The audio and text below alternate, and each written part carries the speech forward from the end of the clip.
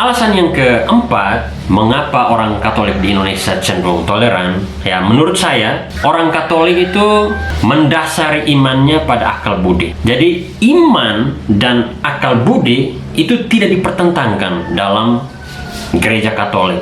Jadi, orang akan beriman secara baik kalau orang juga menggunakan akal budinya secara intensif. Nah, ini misalnya ada pernyataan dari Santo Agustinus yang juga diyakini dan dipraktekkan dalam gereja Katolik. Pernyataannya seperti ini: Credo ut intelligum. Aku beriman supaya aku mengerti. Jadi beriman dan mengerti, iman dan rasio, iman dan akal budi tidak dipertentangkan. Iman dan rasio itu bagaikan sayap pesawat yang kalau salah satunya tidak ada, dia tidak bisa terbang tinggi. Nah, dalam gereja Katolik, nah ini yang ditekankan, bahwa iman adalah baik, akal budi adalah baik, dua-duanya sama-sama baik mengantar orang Katolik untuk terbang tinggi menjumpai Allahnya. Dan itu termanifestasi juga dalam sistem pendidikan gereja Katolik. Misalnya, para calon pastor atau awam yang baik dalam gereja Katolik itu dididik untuk mempelajari filsafat sebelum mereka mempelajari teologi. Jadi filsafat itu menjadi mata kuliah wajib yang harus diikuti oleh calon pastor agar bisa dia ditabiskan menjadi seorang imam. Jadi filsafat dulu, baru teologi.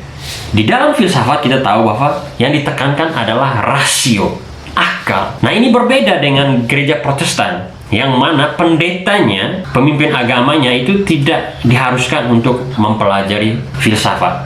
Saya masih ingat waktu saya mempelajari filsafat di STFK Ledellero, itu dijelaskan oleh dosen filsafat saya, dosen filsafat ketuhanan, Pater Pinansek SVD, orang Polandia. Dia katakan bahwa Allah sudah menganugerahkan kepada kita akal budi, dan kita harus menggunakan akal budi itu untuk berpikir tentang Dia atau menalar tentang Dia. Dan hal ini mungkin tidak dilakukan oleh agama-agama lain seperti misalnya Protestan. Saya kurang tahu, mungkin kalau Anda yang menonton ini Anda bisa meng-counter saya, khususnya teman-teman saya dari Protestan. Karena mungkin bagi mereka berpikir tentang Allah adalah sesuatu yang mustahil atau bisa dikatakan dosa, karena Allah itu berada di luar pikiran manusia, atau Allah itu tidak bisa dijangkau dengan akal budi manusia. Allah hanya bisa dijangkau dengan iman saja. Nah, ini beda. Orang Katolik tidak seperti itu, bahwa Allah itu bisa dijangkau dengan akal dan iman. Karena menurut saya sebagai orang Katolik, kalau kita hanya mengandalkan iman dan juga apalagi iman itu hanya didasarkan pada perasaan, maka yang ada itu hanya histeria. Dan orang yang beriman secara histeria itu cenderung fanatik dan cenderung mengklaim diri sebagai yang paling benar, seperti yang mungkin kita lihat akhir-akhir ini di Indonesia. Ada oknum-oknum tertentu dari agama tertentu yang mengklaim bahwa ajaran agamanya yang paling benar. Kalau saya berpikir bahwa semua agama itu benar, semua agama itu berasal dari Tuhan. Tuhan menciptakan agama berbeda-beda agar kita semua saling bekerja sama, saling menghormati, saling mencintai. Dan karena itu Tuhan menciptakan agama yang berbeda itu.